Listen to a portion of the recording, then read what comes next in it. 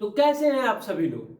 Hopes हो कि जहां पे भी होंगे मस्त होंगे, बिंदास होंगे और जोरदार तरीके से पढ़ाई को कर रहे होंगे।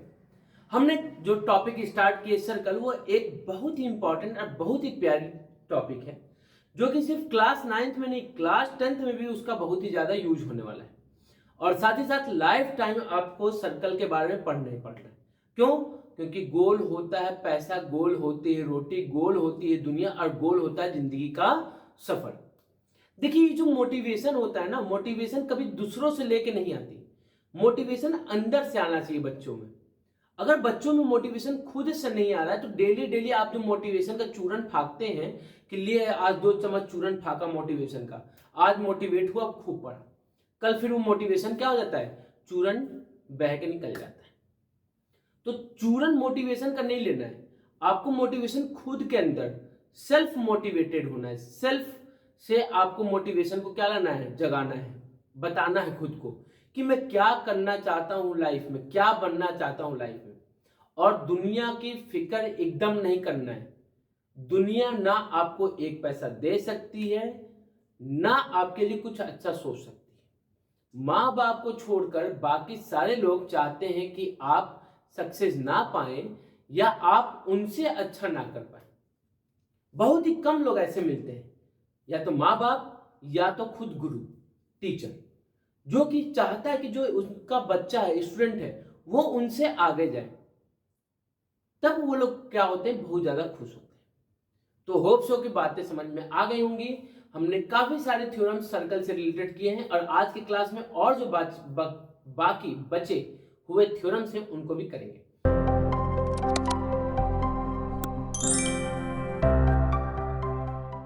ये थ्योरम ये कहता है कि angle subtended bye N arc at the centre, एक आर्क के द्वारा अगर सेंटर पर कोई एंगल सबटेंड हो रहा है, वो जो होगा twice the angle subtended by the same arc at any point on the circle. बात को समझिए क्या कह रहे हैं कि angle subtended bye N arc at centre, N arc at centre is twice the angle subtended by same arc at any point on a circle। Circle के किसी भी पॉइंट पे जो एंगल सबटेंड करेगा उसका ट्वाइस एंगल सबटेंड होगा, कहां पे, सेंटर पे। तो आपने क्या, सबसे पहले हम सर्कल को बनाते हैं। ये हमारा क्या हो गया, सर्कल हो गया। ये हमारा क्या हो गया, सेंटर हो गया। मान लेते हैं ये हमारा क्या है, सेंटर। तो अच्छे से ये हमारा क्या हो गया, सेंटर हो गया। ये हमारा क्या हो गया, सेंटर। आपने को ये एक आर्क लीजिए, ये हमारा आर्क हुआ।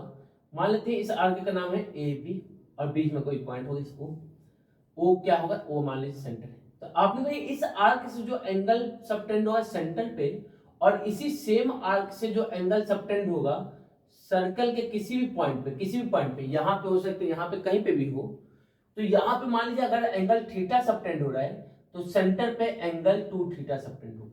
That is angle subtended at any point of the circle से ट्वाइस एंगल सबटेंड होगा, कहां पे, सेंटर पे। आपने कहा चलिए इसको भैया प्रूफ करते हैं। प्रूफ करने के लिए आपको ट्रायंगल चाहिए, तो ट्रायंगल आपका मिल रहा है, तो आपने भैया एक काम कीजिए, ओ से इस पॉइंट को ज्वाइन कर दीजिए, और इसका नाम दे दिया सी, और साथ ही साथ जो सी ओ है उसको थोड़ा सा आगे एक्सटेंड भी कर दीजिए। क्या कर दिया, एक्सटेंड कर दिया। आपने कहा ठीक है, तो चलिए बात करते हैं प्रूफ की। क्या करते हैं, बात प्रूफ की। आपने कहा कि गिवन क्या है, गिवन क्या है, तो गिवन ये है कि आपके पास एक सर्कल है और ओ जो है वो सेंटर है। ओ क्या है, O is centre, circle with centre O. अगर ओ सेंटर है तो ओ ए, ओ बी, ओ सी, ये सब क्या हो जाएंगे, रेडियस हो जाएंगे। ये बात क्लियर है। प्रूफ क्या करना है, तो आपने प्रूफ की बात करा जाए तो एंगल ए ओ बी जो है, ए ओ बी जो है, that will be twice of angle A C B के इक्वल होगा। अब आते हैं हम प्रूफ पे। तो आपने प्रूफ के लिए सबसे पहले बात करते हैं इन ट्रायंगल ए ओ सी में, ए ओ सी में आपने कभी जो ए ओ है वो सी ओ के इक्वल हो जाएगा। क्यों, क्योंकि रेडियाई ऑफ सर्कल है, रेडियाई ऑफ सर्कल।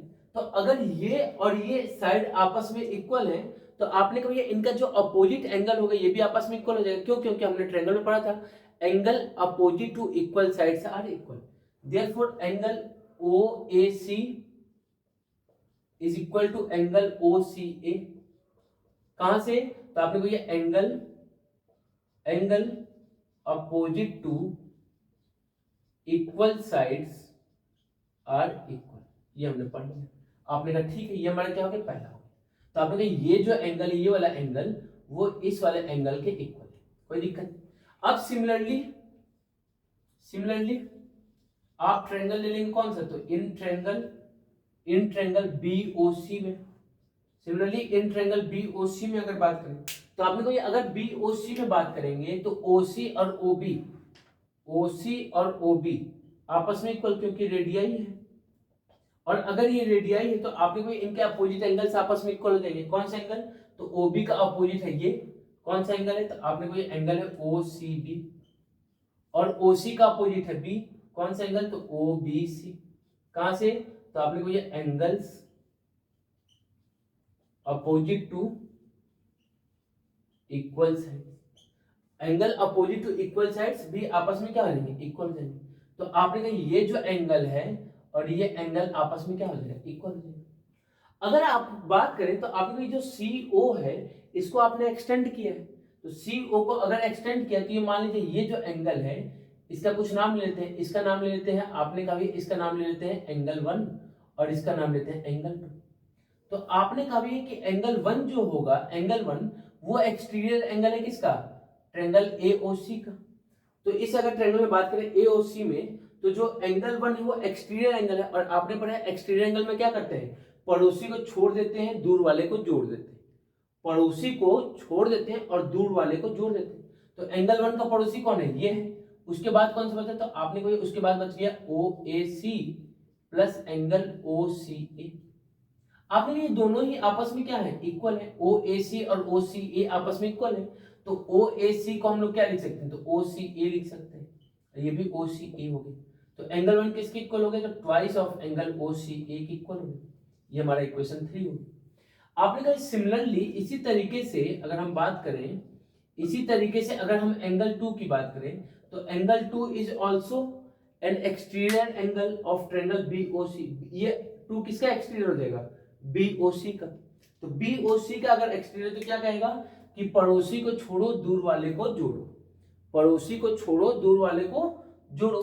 तो दूर पड़ोसी को छोड़ दिए, दूर वाला कौन सा है? दूर वाले हैं OBC प्लस एंगल OCB। आपने कहा कि भैया OBC जो है वो OCB के इक्वल है। OBC किसके इक्वल है? OCB के। तो OBC को कौन रिप्लेस कर देगा? OCB plus angle OCB। क्या हो जाएगा? तो आपने कहा एंगल 2 जो है वो ट्वाइस ऑफ एंगल OCB हो जाएगा। ये हमारा 4 हो गया। आपने कहा इक्वेशन 3 और 4 को क्या कर दीजिए? ऐड कर दीजिए। अगर 3 और 4 को ऐड किया तो आपने कहा 3 और 4 को ऐड करने पे क्या मिल रहा है? एंगल 1 प्लस एंगल 2 मिल रहा है, एंगल 1 प्लस एंगल 2 मिल रहा है। और RHS में क्या मिलेगा? तो twice of angle OCA plus twice of angle OCB मिल रहा है। आपने को ये एंगल 1 प्लस एंगल 2 जो है इन दोनों को मिला दिया जाए तो एंगल AOB मिल जाएगा। क्या मिल जाएगा? एंगल AOB मिल जाएगा। और इन दोनों से ट्वाइस कॉमन ले लिया है तो OCA प्लस एंगल OCB हो जाएगा। और एंगल OCA OCB मिलके क्या बन जाएगा? तो आपने कहा ये बन जाएगा twice of angle ACB, twice of angle ACB। कौन हो गया? तो एंगल AOB। और क्या आपको यही प्रूफ करना था? आपने तो बिल्कुल भैया यही प्रूफ करना था, तो क्या हो गया? Hence proof. दैट मींस क्या पता चला कि अगर हम किसी सेम आर्क से एंगल सबटेंड करते हैं सेंटर पे तो वो जो एंगल होगा ट्वाइस एंगल होगा अगर उसी सेम आर्क से किसी भी सर्कल के पॉइंट पे आप सबटेंड करेंगे। होप सो कि क्लियर हो गया। अब इसी का एक बाई पार्ट होता है। बाई पार्ट क्या होता है थ्योरम, उसको भी समझ। ये थ्योरम कहता है कि angle subtended bye an arc at two different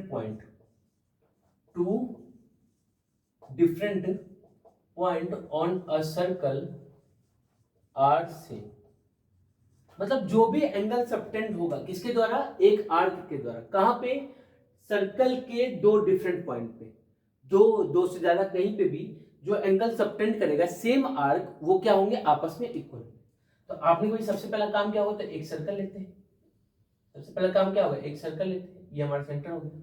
मान लेते हैं हमारे पास ये आर्क है ए बी, तो क्या करें कि जो ए बी से जो एंगल सबटेंड होगा, ये मान लीजिए सी पे, और इसी ए बी से एक एंगल सबटेंड जो होगा डी पे, दो डिफरेंट पॉइंट पे, तो दोनों की जो एंगल होंगे, जो एंगल सबटेंड करें, दोनों आपस में क्या होंगे, इक्वल होंगे। तो आपने कोई गिवन क्या है, तो गिवन हमारा क्या है कि हमारे पास circle with centre O, with centre O, बात खत्म। अगर प्रूफ की बात करें कि प्रूफ क्या करना है, तो आपने कोई एंगल ए सी बी जो है वो एंगल ए डी बी के इक्वल है। तो angle subtended by the same arc at two different point on the circle is also equal, ये भी आपस में क्या होगा, इक्वल होगा। तो आपने कहा कि भैया एक काम कीजिए, पहले कंस्ट्रक्शन कर लेते हैं। क्या कर लेते हैं, कंस्ट्रक्शन कर लेते हैं। कंस्ट्रक्शन क्या कि ए से हमने एक एंगल सबटेंड कर दिया सेंटर पे, ए से हमने एक एंगल सबटेंड कर दिया सेंटर पे, और मान लेते हैं कि ये हमारा ए सी डी और ये बी। तो आपने हमने क्या किया, तो subtend an angle at centre by same arc. Same arc से हमने सेंटर पे भी क्या कर लिया, एक एंगल सबटेंड कर लिया। अब आते हैं प्रूफ पे, किस पे आते हैं, प्रूफ पे। तो आपने कहा कि भैया ये जो आर्क एंगल सबटेंड करेगा यहाँ पे और आर्क जो सबटेंड करेगा यहाँ पे, तो इसका ट्वाइस हो जाएगा। तो वी नो डेट, हमको पता है, क्या पता है हमको, क्या पता है कि angle A C A O B जो होगा that will be equal to twice of angle A C B. कहां से, तो आपने को ये angle subtended by an arc at centre is twice the angle at a point on a circle, circle के किसी पॉइंट पे जो एंगल सबटेंड होगा उसका ट्वाइस एंगल यहाँ पे सबटेंड होगा। आपने कहा ठीक है भैया, समझ में आ गया। तो इसको कह दिया हमने इक्वेशन 1, और यही सेम कॉन्सेप्ट किसमें लगेगा, तो आपने को ये एंगल ए ओ बी जो है twice of angle A D B के भी इक्वल होगा, क्योंकि ये भी सेम आर्क से सबटेंड हो रहा है सेंटर पे भी, और सेम आर्क से सबटेंड हो रहा है पॉइंट डी पे भी। रीजन, तो आपने कहा यही हमारा रीजन है, ये जो ऊपर लिखा हुआ है। तो आपने कहा इक्वेशन 1 और 2 की अगर बात करें, इक्वेशन 1 एंड 2 की, तो एलएचएस दोनों में क्या है, इक्वल है। अगर एलएचएस आपस में इक्वल है तो आरएचएस भी क्या हो जाएगा, इक्वल हो जाएगा। तो आपने कहा आरएचएस भी क्या हो जाएगा, इक्वल हो जाएगा। तो 2 से 2 कैंसिल आउट हो गया, दैट मींस कि एंगल ए सी बी किसके इक्वल हो गया, तो आपने कहा ए सी बी जो है वो एंगल ए डी बी के इक्वल है। क्या यही प्रूफ करना था, तो आपने A C B A D B के इक्वल, और यही प्रूफ करना था, हेंस प्रूफ। दैट मींस कि जो हमने कॉन्सेप्ट पढ़ा, जो थ्योरम पढ़ा, उसी से रिलेट करके हमने एक और थ्योरम को पढ़ लिया। होप सो की चीजें आपको समझ में आ गई होंगी। अब हम जो पढ़ने जा रहे हैं वो पढ़ने जा रहे हैं साइक्लिक क्वाड्रिलेटरल की प्रॉपर्टीज को। साइक्लिक क्वाड्रिलेटरल मैंने बताया था लास्ट क्लास में कि क्या होता है कि साइक्लिक क्वाड्रिलेटरल एक क्वाड्रिलेटरल होता है जिसके चारों जो वर्टेक्स होते हैं that will lie on the circle. और साथ ही साथ प्रॉपर्टी में हमने क्या सीखा था कि जो इसके अपोजिट एंगल्स होते हैं उनका सम 180 डिग्री होता है। और मैंने बताया था कि इसकी प्रॉपर्टी का प्रूविंग है, लेकिन उस टाइम मैंने नहीं बताया क्यों, क्योंकि हमने ये सारे कॉन्सेप्ट नहीं पढ़े। अभी सारे कॉन्सेप्ट हमने पढ़ लिए हैं, तो उस थ्योरम की प्रूविंग को भी हम अब पढ़ सकते हैं। चलिए, तो अब इस थ्योरम को समझिएगा। क्या थ्योरम कहता है कि जो अपोजिट एंगल होते हैं उनका जो सम होता है, किसके अपोजिट एंगल, तो साइक्लिक क्वाड्रिलेटरल के अपोजिट एंगल का सम जो होता है वो 180 डिग्री होता है। थ्योरम क्या कहता है, थ्योरम को समझिएगा, sum of opposite angles of cyclic quadrilateral के अपोजिट एंगल का जो सम होता है इज 180 डिग्री। तो आपने सबसे पहले हम साइक्लिक क्वाड्रिलेटरल बनाते हैं, तो ये हमने बना लिया। सर्कल पे साइक्लिक क्वाड्रिलेटरल क्या होगा, तो आपने चारों इसके वर्टेक्स जो होंगे वो सर्कल पे ही, सर्कल के सरकमफेरेंस पे क्या करेंगे, लाई करेंगे। तो हमने क्या कर दिया, लाई करा दिया। ये हमारा मान लेते हैं कि हमारा O है सेंटर क्या है, O है। आपने कहा कि भैया अगर देखा जाए तो ये एक आर्क है, ये क्या है, एक आर्क। इस आर्क से हमने कहा कि एक एंगल ये बना दीजिए, और इसी आर्क से एक एंगल भैया आप क्या कर दीजिए, ये भी बना दीजिए। ये भी बना दीजिए, कोई दिक्कत, आपने कहा कोई दिक्कत की बात नहीं।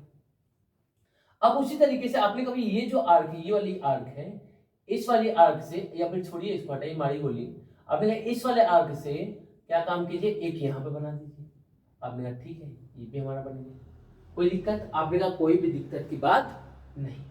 याद रखिएगा, या तो आर्क बोले या तो कॉर्ड बोले, सेम आर्क भी इक्वल एंगल सबटेंड करता है और सेम कॉर्ड भी इक्वल एंगल सबटेंड करता है। ये आपको माइंड में बैठा के रखना है, सिंपल सी बात। आपने कहा ठीक है भैया, सिंपल सी बात को हमने समझ लिया। सिंपल सी बात अगर आपने समझ लिया तो अब हम चीजों को देखते हैं। चीजों को अगर देखा जाए तो आपने कहा कि भैया पहले नेमिंग कर लेते हैं, तो नेमिंग क्या है, A B C D. Given क्या है, तो आपने कहा हमारा गिवन क्या है, तो गिवन है कि A B C D is cyclic quadrilateral. A B C D क्या है, तो आपने कहा ए बी सी डी हमारा क्या है, साइक्लिक क्वाड्रिलेटरल। हो गया। अब टू प्रूफ क्या करना है, तो आपने कहा टू प्रूफ की अगर बात करें तो एंगल ए प्लस अपोजिट कौन है, सी, 180 डिग्री होगा, and angle B plus angle D ये भी किसके इक्वल होगा, 180 डिग्री के इक्वल। ये हमको प्रूफ करना है कि जो इसके अपोजिट एंगल्स होंगे ये और ये। आपने कहा ठीक है भैया, कोई दिक्कत की बात है नहीं, देखते हैं चीजों को कि क्या होगा। आपने कहा कि भैया अगर हम बात करें, देखिएगा चीजों को, आपने कहा भैया अगर हम इस पूरे वाले आर्क की बात करें, इस पूरे आर्क की, ये बड़े वाला आर्क, इस बड़े आर्क की बात करें तो ये एक एंगल यहां सबटेंड कर रहे हैं, यहां पे ये मान लेते हैं, और यही सेम आर्क यहां पे एंगल सबटेंड कर रहे हैं, क्या कर रहे हैं, यहां पे सबटेंड कर रहे हैं। ये आर्क यहाँ पे एक एंगल सबटेंड कर रहा है और यही एक आर्क यहाँ पे सबटेंड कर रहा है। तो आपने ये अगर मान लीजिए थीटा लिया तो यहाँ पे कितना सबटेंड कर रहा होगा, 2 थीटा। ये अगर हमने थीटा लिया तो ये कितना सबटेंड करेगा, 2 थीटा। अभी हमने पढ़ा। अब अगर हम बात करें इस वाले आर्क की, इसको ब्लैक से दिखाया जाए, इस बचे हुए आर्क की, तो आपने ये बचे वाला आर्क ये है, बचे वाले आर्क की आपने कहा अगर दोनों आर्क को मिला दिया जाए तब तो ये पूरा एक सर्कल बना रहा है, बिल्कुल एक सर्कल बना रहा है, और सर्कल में दोनों एंगल का सम कितना होता है, तो आपने कहा 180 डिग्री। तो आपने इस अगर आर्क की बात करें, इस वाले आर्क की बात करें, तो ये सर्कल सेंटर पे एक एंगल ये सबटेंड कर रहे हैं, और इसी आर्क से अगर हम बात करें तो एक लाइन ये जा रही है और एक लाइन ये आ रही है, तो कहां पे एंगल बन रहा है, तो सी पे बन रहा है। तो आपने कहा ये अगर फाई हो गया तो ये एंगल भी क्या हो जाएगा, 2 फाई हो जाएगा। ये अगर फाई है तो ये भी क्या हो जाएगा, 2 फाई हो जाएगा। कॉन्सेप्ट को समझिएगा, नहीं समझ में आया तो फिर से देखिए एक बार।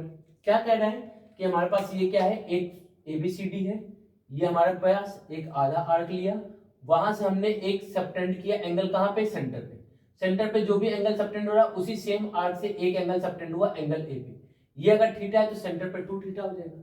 अब अपोजिट साइड चले तो अपोजिट साइड आपने कहा ये बोला आर्क है, ये आर्क सेंटर पे अगर कुछ भी सबटेंड करे और इस पॉइंट पे सी पे अगर 5 सबटेंड करे तो सेंटर पे क्या सबटेंड करेगा, 2 5।